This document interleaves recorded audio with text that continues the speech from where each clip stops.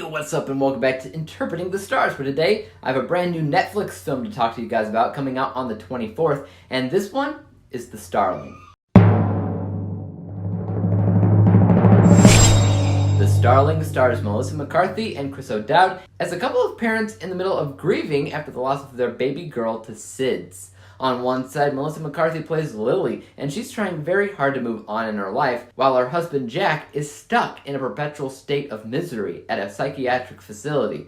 The two try desperately to get back to the same page while they still can. Say what you will about Melissa McCarthy, but I've always been a fan, regardless of the fact that she often plays a similar character. That being said, I have always preferred to see her in a more grounded, relatable role, and you can certainly see that in The Starling. Like Fatherhood a few months back, Netflix is certainly trying to find those tears with its melodramatic antics again, and I'd say that this film does, a decent job with that. I would probably say that Fatherhood got me more in the feels than this one did, but I could easily see it being vice versa for somebody else, because there's a lot of pretty emotionally heavy scenes in this film, all worked up in a very heavy-handed metaphorical or maybe allegorical sense. This film, of course, is titled The Starling, and it's called that for a reason. One of the biggest side stories in this film revolves around this bird that attacks McCarthy's character every time that she goes out of the house, and this bird is called a starling. Now, I have issues with the bird.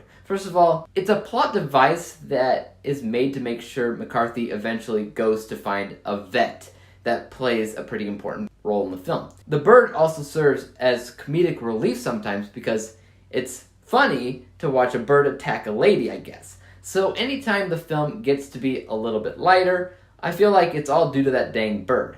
All this kind of annoys me because the bird itself doesn't seem to be important enough for the title to be called The Starling. You start to get the idea. Instead, the bird is more of an allegory for something else. But even after watching the movie, I didn't really get it, sad to say.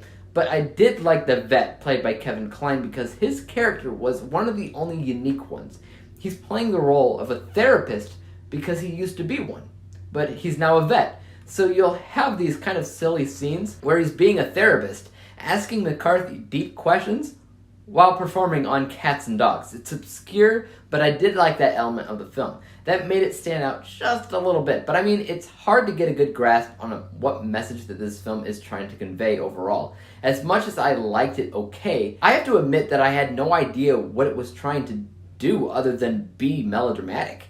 McCarthy is working at a job, and then she's working on her garden outside. Then it'll switch over to her husband at the hospital and what he's doing there, and then it'll go back to the vet scenes, and everybody has great chemistry, no doubt, and fantastic performances overall, no question. But most of these scenes just seem to be playing out at random for me, and they're not connected so much other than that. So overall, I couldn't help but feel like something was missing here.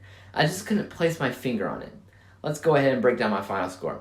From a tactical, unbiased perspective, I think that this is much more of a character study than anything else. There's great performances, great chemistry, and a wonderful idea at the heart of the film.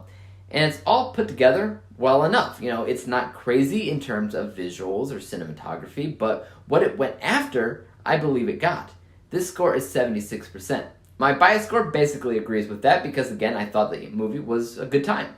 I was engaged throughout it, and I loved they cast McCarthy and O'Dowd in these roles. They both fit the film very well. But overall, I kind of doubt that I'll rewatch it again. At least anytime soon. This score is also 76%, meaning at the end of the day, when we combine the two scores together, we come to the final rating of 76%. 76 out of 100 possible stars, or the letter grade of B.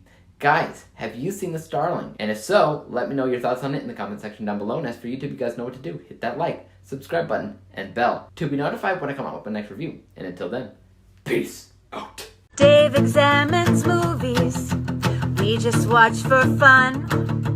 Davey is the expert. He is the #1 critic that I go to when I need